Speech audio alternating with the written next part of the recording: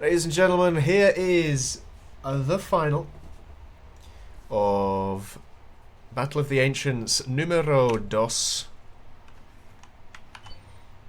We have Humpty Dumpty the twins, Humpty the notably larger twin than Dumpty, but both deceptively simple in their playstyles.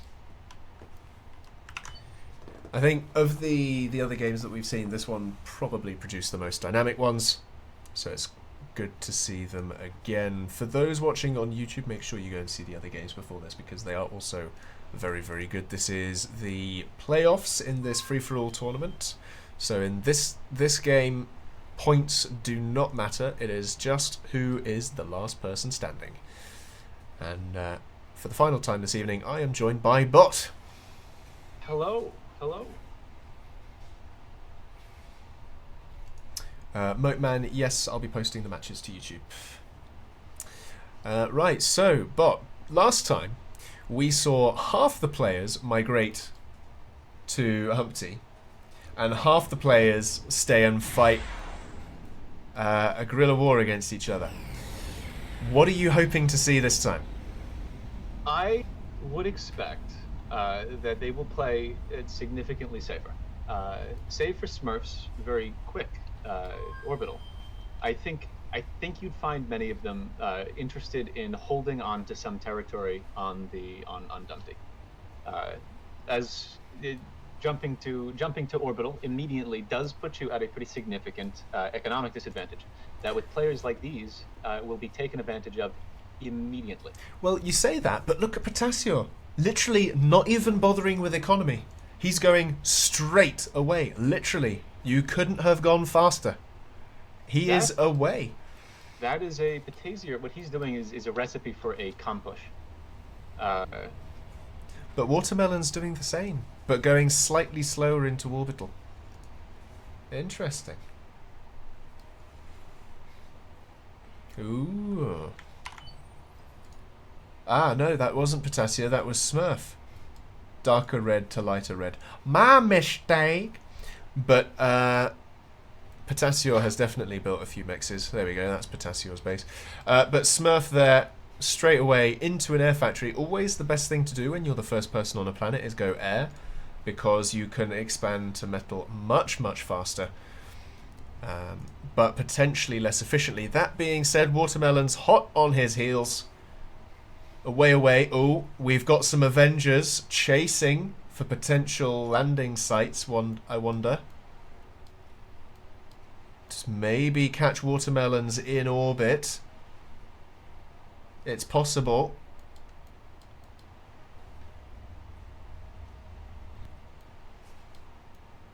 I wonder where could Watermelons be? Aha! The other side of the planet. Safe and secure.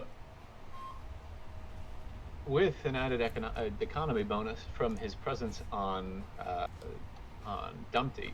Smurf has nothing but an orbital factory. And air fabs, which is going to really strain him energy-wise. This could, if Melons plays very aggressively, this could bode very poorly for Smurf. Also, here, finally, the com push from Potasio. If you did not know, I believe your com can support 3 bot factories, building something like Doxes. I think maybe Grenadiers, but I'm not sure because they take a little while to build, a little while longer than Doxes. But if you ever see somebody building 3 bot factories really quickly, it is almost certain that they're going to com pushing. Which Potasio, and he's also chosen a phenomenal target. I'd imagine maybe the fact that Melons left his com or pulled his com off this planet probably was incorporated in that decision. But nonetheless, I think we'll see him to take over the base. I suspect so, but we've also seen Discrape move over to Humpty as well. Notably, not to one of the high metal locations, but to a sort of moderate metal location, and is going to be on the receiving end of a pelter. Oh, Discrape is not having a lot of luck moving to Humpty today at all. Oh, you say that, but you have to understand. I mean, Smurf as well. With this Smurf has all of his fabricators in the entire game, 5 minutes in, are building nothing but a pelter. This Well, this is is certainly damning for his position. And Patasier taking out Melon's base, supplanting him firmly on Humpty. yeah, absolutely. So Potassium now could move into the base that he's just kicked Watermelons out of. Watermelons is just left with a couple of bot factories and the teleporter just to the north. On the northern hemisphere, though, Cassell is moving into Smurf's base, as is Discrape. So Discrape, with his T2 coming up at the same time, is probably going to start butting heads against Cassell for that empty spawn. I don't know how much attention span Discrape's willing or is able to invest into Dumpty. His commander is out in the middle of nowhere. I think he's building a teleporter. He's building a teleporter to get him home. It's a bit of a mess for the people who went off world. Well, you say that. I mean, Watermelons is okay on Humpty. He's not brilliant. He's okay. He's lost his original starting base. But yeah, I mean, it's a bit of a poison chalice, isn't it? It always is going Orbital. The troll is Kiwi, Philo, or by name anyway. Meanwhile, we really have not seen very much of Kiwi whatsoever. Kiwi has actually been the quietest player in this game. Just chilling out, expanding, sticking to Dumpty, as is the tried and tested Uber way of doing things. I think we'll also see him just straight up potentially kill Patasier. Kiwi is a very good player and is one of the ones that I think may actually scout before he attacks. And he's already... I don't know. We'll place bets on that. Oh, no, he has radar Patasier. All right. No T2 out of Patasier, though, and this is going to hurt him. Yeah, I mean, Kiwi's only just starting to get his T2 at the same time. He's only got a few slammers for now. Still not enough to take on the micro grenadier forces of Potassia, though.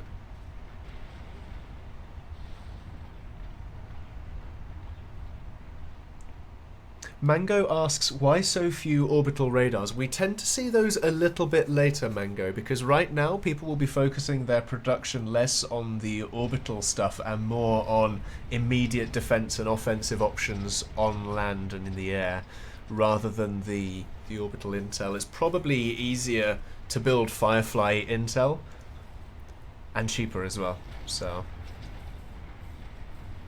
There is also a sort of, I mean, there is a metal and energy investment into decent radar. I mean, unless you're throwing Hermes everywhere, which they could, but it's also, I mean, more management.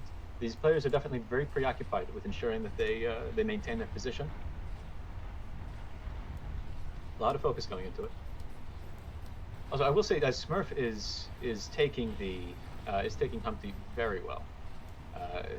Seems to have got almost getting his energy under control from the ceaseless amount of air fabs he made at the beginning.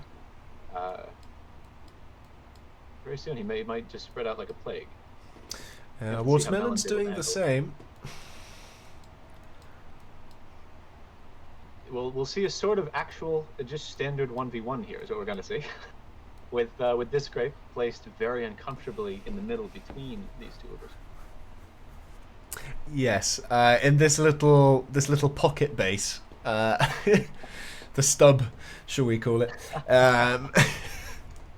Not trying to be too insulting, but yes, I feel like this is a bit of an undercooked strategy from him to move into the middle of Humpty with very little support. That being said, his base on Dumpty is going untouched. He's got T2 up.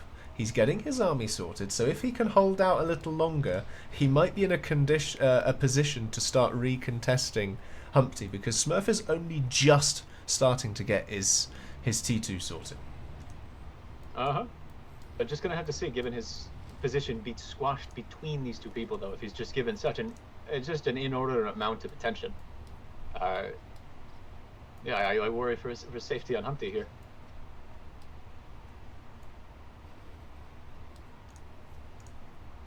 Kiwi still being silent. King Tep predicted Kiwi's orbital move. He's got an orbital launcher, but he's not utilising it. There's a radar out from Potassia now, just sat over Kiwi's base.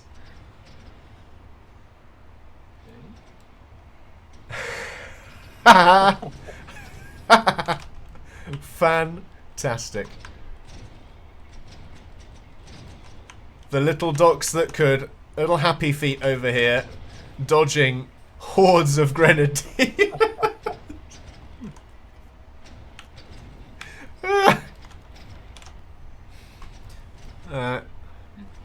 That's what ballet strats give you. There we go. It's sort of a bit of an annoying waiting game between Kiwi developing enough eco to just roll through Potasio with his C2, and then just Kiesel just doing the same, just building a slow T2 force while he's just ignored. I'd imagine see the two of them, see Kiwi and Kiesel clash sometime in the future. We're seeing Kiwi and Potasio clash a little bit. Meanwhile, on Humpty, at the same time, we've got Disc sort of area patrolling a few docks, which is not going to do him any favours, and we've got Smurf potentially moving in on watermelons. So we've got a few battle lines starting to be drawn here, and we've got a bunch of boom bots being made, just a few, not a sniping force, but an anti-vehicle force, I think we can call that one. I think so. It's also interesting to see the parallel between their ecos. It really is remarkably just, they decided to just bolt from the lava and just start a 1v1 here. Even, I mean, playstyle, the development, remarkably similar to it. Even, I mean, little proxy forces as well. Definitely, it's one of the more interesting developments. Really have to hand it to you for developing the twins here. Ah, thank you. Great FFA map.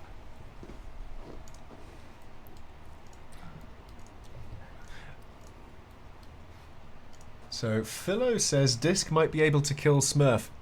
If Smurf is not particularly aware, then yes, absolutely, because Disc is potentially going to have the larger T2 force from back over on Dumpty. That being said, the eco does still favour Disc as well, actually, and he's going for T2 vehicles at the same time. So yeah, I'm inclined to believe you. Disc is potentially in a stronger position, albeit in a small pocket base. We do still need to watch Kiwi though. Kiwi also going up for T2 vehicles now.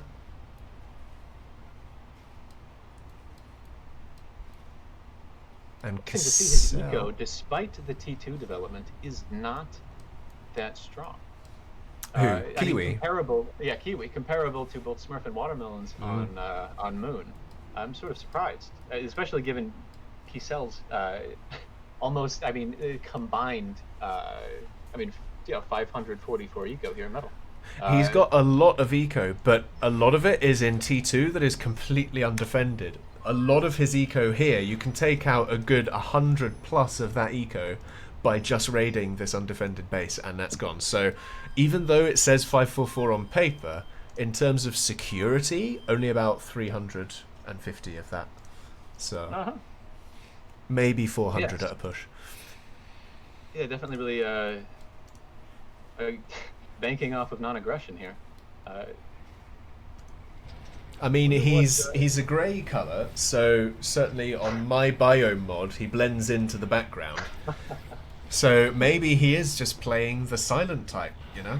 And we frequently see that it kind of does pay dividends in FFAs. Kiwi so far, you know, until now, moving in on Potasio's expanded base that Watermelons used to occupy, has so far remained relatively silent. Discrape hasn't moved south. Potasio has just been locking horns with Kiwi, and Kiwi is now out expanding Potasio. Fascinating. And once curious to see if he's actually able to put the nail in the coffin for Potasio. Because if he's wrapped into a sort of Vietnam War, more sort of a sort of PA like Afghanistan with Potasio, it could net pretty poorly for him. I don't know how many more armies he wants to send in, how many more thousands of metal he wants to trade fruitlessly. We've got a bit of a conflict starting between Melons and Discrape, though, over on Humpty. We've got a lot of bots moving, kind of swooping past. Disc is just drawing up defensive lines along his perimeter, but Smurf is just like, meh, I don't need to fight you, but I can. Watermelons. Not going in, not committing. No, both no, to their benefit. I mean, you commit, potentially lose the army. That hands Smurf an undeniable army count advantage. I doubt we'll see much army on army conflict on the moon until one of them either has an immense advantage or Patazier just leaves. It's interesting. I remember back in the alpha of PA, I was in I think it was a 4-player free-for-all with myself, I think it was Kiwi, Klops and Mushroom Mars at the time, and literally on this probably about 500 or 600 radius moon, everyone was turtled up, literally within shooting range of each other. There was no man's land. I'm not even joking. And the moment I decided to attack someone, all of the dominoes fell. Like, that was it. We were in a stalemate for about 20 minutes, just building up our turtles. And then I just decided, you know what, I'm going to attack.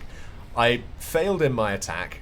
I then got killed by somebody. I think it was Mushroom Mars. Mushroom Mars then got killed by Klops. Klops then got killed by Kiwi. I don't think I got it on my channel, but it was literally the definition of dominoes. So I wonder if we might see a similar thing on Humpty here, where they just come to a standoff. Definitely. I think standoff between Discrape. None of them wants to commit. There will be definitely skirmishes between Smurf and Watermelons here, as Smurf is doing here. But no, FFA diplomacy is very specific. It's one of a kind. And generally, I mean, with these, specifically with Melons and Smurf, they're playing it pretty well. I think that's why we're getting a sort of, yeah, perhaps, I think if one of them dies or someone makes a poor decision, I think we might just have a domino effect. Yeah. Meanwhile, Kiwi finishing off Potasio there. No points, but potential prizes. That being 2 empty bases. The first kill of the game from Kiwi. That might alert Kissel and Discrape to a southerly threat on Dumpty. Rip Tasio, says Philo in chat. Indeed. Or R.I. Potasio. R.I.P. Tasio. I don't know, however you would do it. Oh! Oh! Oh! Oh! Oh! What a move! What a move! What a move! Abs, nonetheless. What a move! That was an orbital fab for the telly. Right, wow. Cassell versus Kiwi on Dumpty. Over on Humpty, Melons versus Smurf. Even Discrape is saying wow to that. Oh, surprise, says Southport. Indeed. That was... You know what? Shall we watch that again while everyone's doing their stuff? Right, so for the benefit of the stream, here we go. 2 orbital fabs. Pop up a telly in the back of the base. Does Discrape even see it? He doesn't have vision. He just has radar coverage. And then the floodgates open.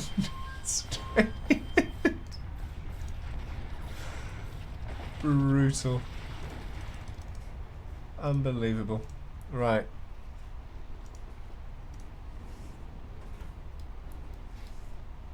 Now, with Discrape's death, we're seeing some real aggression by both Smurf and Watermelons. Now safe from the possibility of using their army and then being killed by Discrape. Cassell's units just flooded through a teleporter somewhere. Where's that gone? That's over onto Humpty as well. Cassell is deciding he's had enough. He's got to go and have some dinner. He wants this game over with. He's... Oh wow, we're going to have two massive armies fighting here. Oh, they're entering back the teleporter. Oh, I think he's finally beginning to understand that the threat Kiwi poses here. Because if he were to invade specifically, Smurf. What a bizarre move. This could be a real blunder from Cassell, because half of the army is stuck through that telly. Smurf is going to come and tidy it up, but Smurf, as you point out, is getting attacked now by watermelons. And there's no units near his commander. What a blunder! Double blunder! Does Watermelons even see this? It's possible that... Oh, he does! He sees it! Oh. Can he get through the telly? It's not linked! The telly's down! The com's gone! He can't do nothing! Smurf got Melons. Melons now has sole control of Humpty for the second game in the tournament. Cassell versus Watermelons over... Not Cassell versus Watermelons. Cassell versus Kiwi over on Dumpty. Cassell banking on heavy T1 bot plays, really. And Kiwi banking on some unit cannons. Interesting. Possibly thinking in the long term. If you were betting, who would you put as the winner of an Orbital free-for-all? Cassell, Watermelons, or Kiwi? Don't even think about the situation in this game, but which of those three ticks your Orbital free-for-all box? I don't think that Kisi would win that, evidenced by his the lack of expansion that he's displayed here. Of course, not assuming this game. I wouldn't know. Perhaps a coin toss between Kiwi and Watermelons. Though, if we're bringing it in the context of this game, unless Watermelons either performs incredibly poorly or Kiwi performs incredibly well, one player having a full planet like Melons does, I think that should, in theory, net him the win right here. I think Kiwi might be worried about that as well, and is probably making plans to change that. Yeah. The problem is Kiwi's sort of third factor, shall we say, is Cassell, who I don't think is thinking that far ahead. I think Cassell is just thinking, who do I need to kill to secure my planet? I don't think Cassell is thinking long game here. He tried it, and Smurf shut it down, albeit Smurf did die immediately afterwards, but... No, this is not an accurate display of good FFA politics here. Cassell is he is killing himself right here. He's firmly supplanted himself as third place, or either second or third. This game will not be won by him though. These pushes are really sadly confirming that. And the more he pushes, the more he confirms that both him and Kiwi or specifically Kiwi then, will certainly come in second place. Yeah, he's kingmaking. But that being said, Cassell's commander is not super defended. If you got a good landing of some unit cannons approximately here, you have a straight run to the commander, and Kiwi has 3 unit cannons. So Kiwi might just try to cut the head off the snake and free himself up for dealing with Watermelons, but Watermelons now has almost 1,000 eco, albeit from reclaiming. So it's gonna get very, very difficult very, very quickly, especially with that air force that he has. That is an instant shutdown of beachheads right there. Hopefully he won't. In this time, hopefully he will not just simply stop producing bumblebees. Noticed he did that last time, and that didn't go super well for him. You know, I wonder if Kiwi should really mention to Cassell, like, hey, let's set aside our differences here. We've got bigger fish to fry. Whether Cassell would take that. I think he might. but I also don't know. I think Kiwi is very well adjusted to 1v1 games. I don't know if a sort of textual act of diplomacy is something he'd consider, regardless of if Kisi would agree or not, or Kisel. Oh yeah, Kisel just. It's a shame, really. Poor FFA diplomacy plays here. I bet Kiwi is not happy about all of this. I mean, but that's the thing, is why doesn't Kiwi just pipe up and say, "Oi, stop it, you're making a mistake"? I don't know. Another thing that we would only be able to confirm or tell But in an interview. It's interesting because if you do think about it, right, in terms of, like, I don't even know if game theory is the right thing to invoke here, but even if Cassell and Kiwi set aside their differences, Kiwi is so much bigger than Cassell that even if Watermelons is defeated, Cassell would have to fight against Kiwi. And so Cassell is not going to win regardless. While it's true, it would also mean that Cassell would be then feasibly in second place. Or in other terms as well, if there was a sort of truce agreed, an option that benefits both is Cassell simply stops attacking Kiwi, and then just simply builds up a force, and then finally pushes once Kiwi has, or if Kiwi has dealt with Watermelons. Kiwi, of course, would agree to that, given that it would give him the potential to be in first. But again, no sort of textual act of diplomacy. So really, no chance at that. Philo. And all the while we're fighting, Melon just simply growing. He seems to be banking on a lot of Omega plays, which is going to happen. He's got the eco to put in and the time. Yeah, he's comfy. And yeah, I mean, Philo makes a good point in chat. Says Cassell's best option is to just leave everyone alone and eco up to give him the best chance at toppling whoever wins between Kiwi and Melons.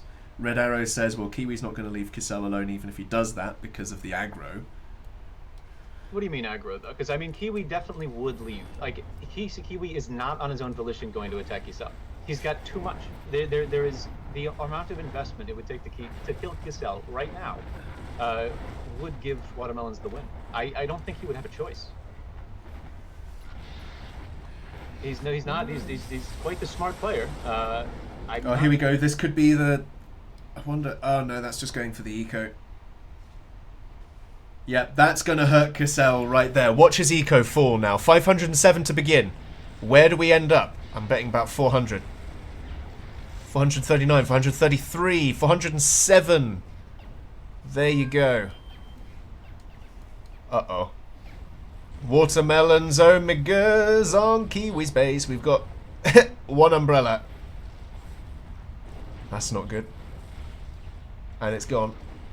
Wow, all those umbrellas are gone. From just umbrellas alone. That's nuts.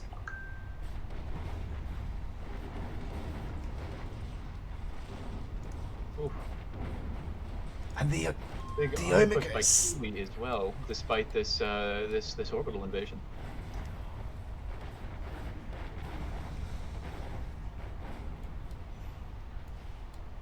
Oh, more Omegas to come from Melon here.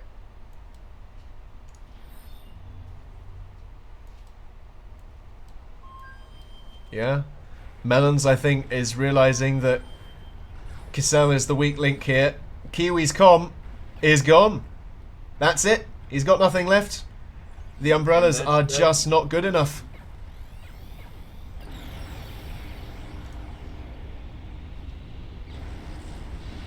And that's the king made right there because of Cassell. We can see it in real time.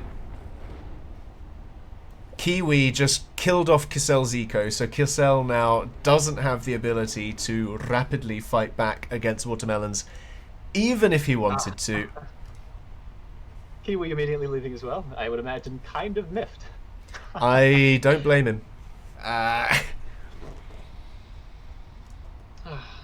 Oh, Oh, a Helios even from Watermelons. He's feeling gregarious. He's feeling very very powerful here. Some ego. I definitely some ego in that design or that decision.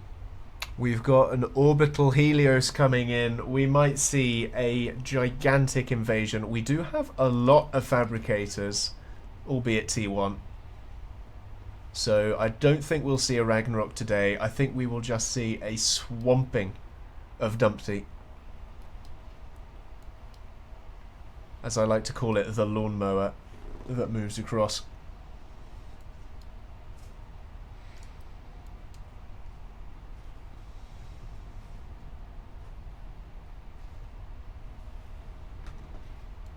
Finished.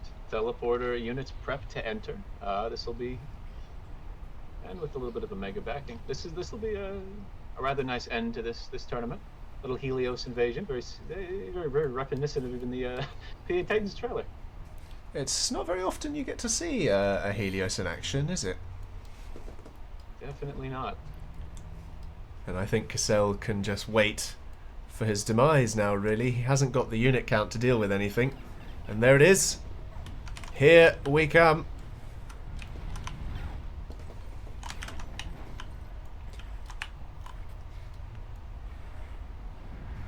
And that's it. I hope he takes the Amaze away. Like a little bit of an army kill here.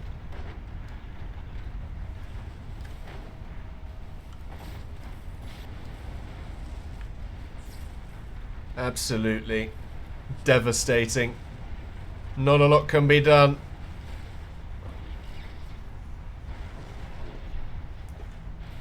As the army devours, the Helios reinforces. The Umbrellas, though, taking it down. But really, Cassell consumed by the forces just surrounding him. Yeah, absolutely. In a word, annihilated. Poignant end for Cassell. Nice.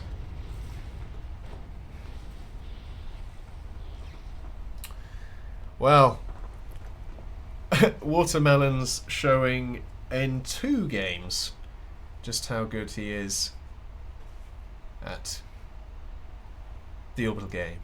Congratulations on your victory. Thank you, sir. Thank you, sir. So tell us about that last game. How did you think it was going? Did you feel like you were in the lead the whole time? I mean, No, not at all. I went to the other planet, saw that Red was there, got terrified. Saw that another player was there, got terrified, and just was like, alright, I guess I just got a macro. That's all I did, just macro. yeah, fair enough.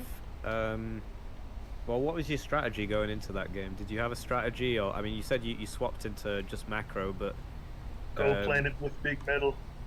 Get big metal. Yeah. Win. First game I played on this map, everyone started murdering each other on the lava planet, so went to the other one and completely won the game. Tried the same thing here, someone else tried to come here too, but looking at the replay, it looks like they were split between both planets, and I had everything on this planet. It was all in. I had nothing left on Dumpty. yeah, fair enough. So you're the proud winner of some dollars. I think about $75 maybe, might be more. Oh no, because you also get the. I'm not sure what the split is. What have you got any plans on what you're going to spend this unspecified amount of money on? Oh god, probably only fangirls or something like that. Nice, nice. Anybody else got any questions? I mean, I kind of I was just gonna. Go ahead. I was just going to harken back to the previous Orbital game that you won, Watermelons, where you landed within spitting distance of 2 other commanders. I just wanted to get what was going through your head at that point in that game. You see, the great thing about that is I had no fucking idea that they were there. I was kind of chilling until all of a sudden Potassier's comm was pushed into me, and I was like, this is good. If you look at the replay, the only reason I survived that game is I had 6 docks, so I was able to push my comm away with to build my teleporter in time. Otherwise, I just would have died. Wow. And, yep, and then after he died, apparently I was sitting next to this disc crypt for like 5 minutes, and I didn't even realize until my radar went up. So a lot of luck there, I won't lie. And Blue, your question? Sorry, I interrupted at the beginning. Oh no, I was just gonna comment on how the red that he was terrified of was just Smurf. You know, one of the scariest players in the game, who you just kind of casually beat in a what ended up being a relatively straight up 1v1, where you split your forces. He went straight in. You just killed him, and it's just kind of a loop in my brain.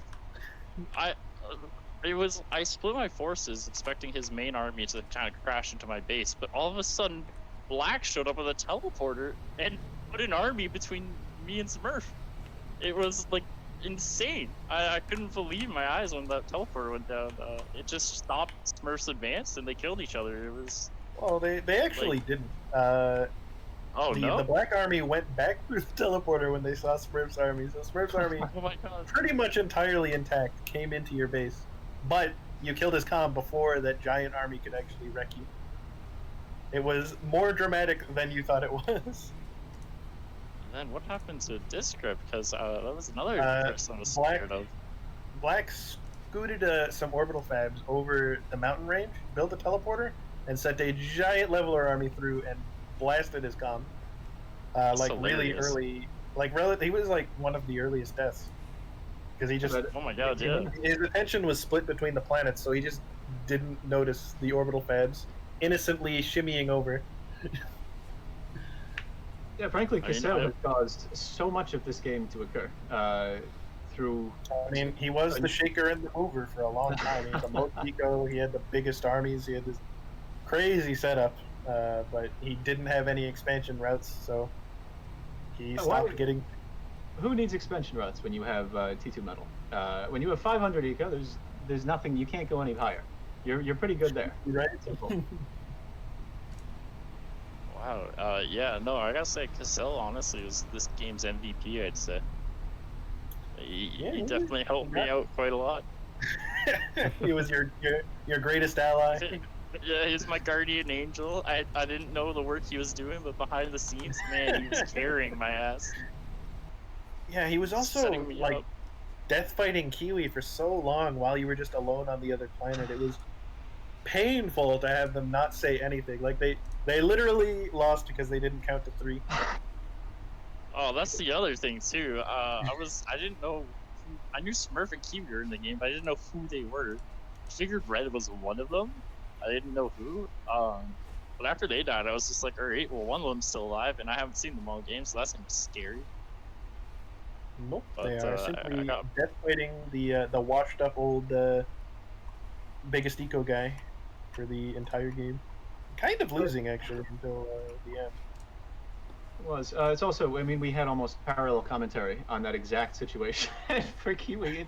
It's also it's kind of enjoyed the fact that it's just as soon as he died, he just insta quit the game. Couldn't imagine how infuriating that would have been. painful L. To his defense, I have now Omega sniped him a few times because he just beats me straight up otherwise. Any orbital game I have against him, I just normally try to go for this, so probably. Yeah, we thought it was really funny. You were using scouting Omegas. You didn't have like Archids or Advanced Radar Satellites or even Hermes. You just sent scouting Omegas. You're like, yeah. I meant to select Hermes and I went back to the planet and I'm like, oh, it's an Omega I sent. Oops. I realized too late until it just got melted. The first recon Omega over Kizell's base was hilarious.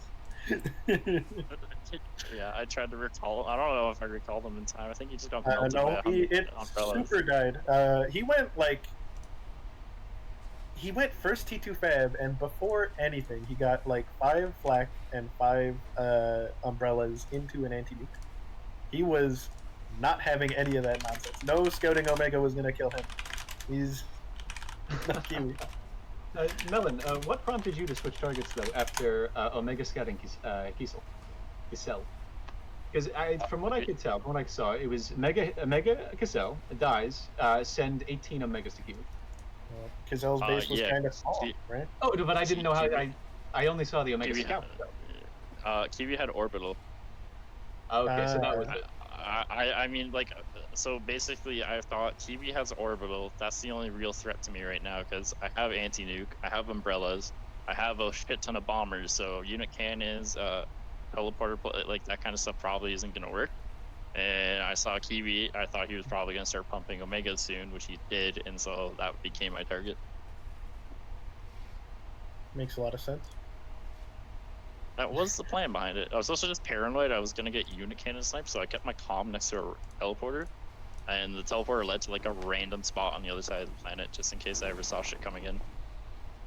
Oh, also, the choice to your air comp. I noticed it in this game. So in this game on the moon, and I believe the last game you had, or the last game, I believe you just turned off the energy on your bumblebee factories. And in this game, again, you have just a vast amount of hummingbirds. Just curious if that's a conscious decision, or you chose, or perhaps like you just didn't have the attention for it, didn't have the APM for it.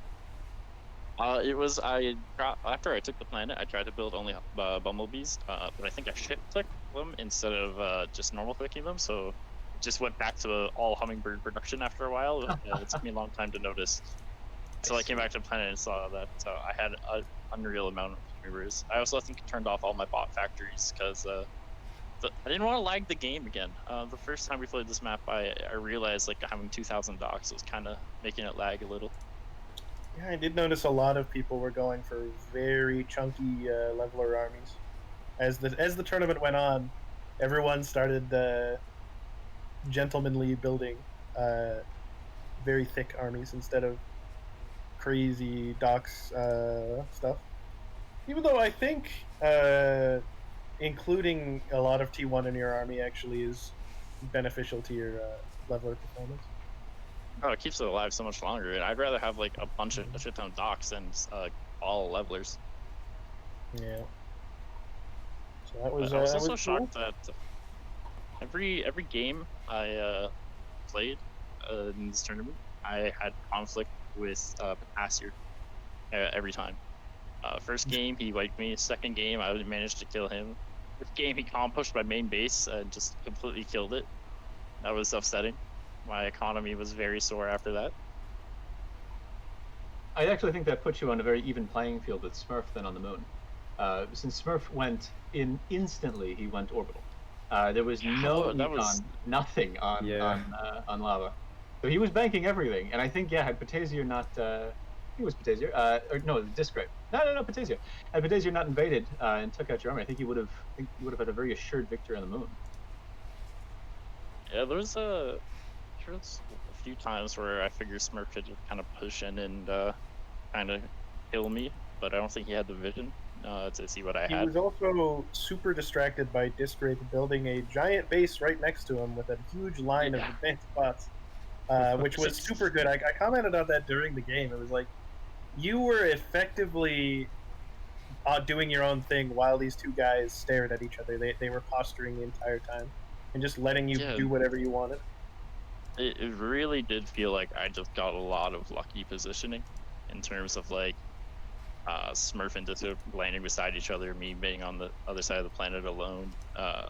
Then that random black Kiesel army that comes in the middle and kind of stalls his army out a bit. So I think all that kind of stuff kind of what led to the victory. Because if Discrep wasn't there, I think Smurf probably would have been able to kill me a little bit early on. Yeah, probably. He was a lot more aggressive in the way he was building his units, but also it's because he was next to Discrape that he was so aggressive in building units. I'm sure he would have preferred to be eco-maxing if he could, but he couldn't because there was an aggressive Discrape on his doorstep. The other thing I was super worried about is getting T2 air up on like the secondary planet is always super good, and I saw that Smurf had air early on, so I was like, half expecting just to get annihilated by T2 air at one point. And so that was constantly on my mind.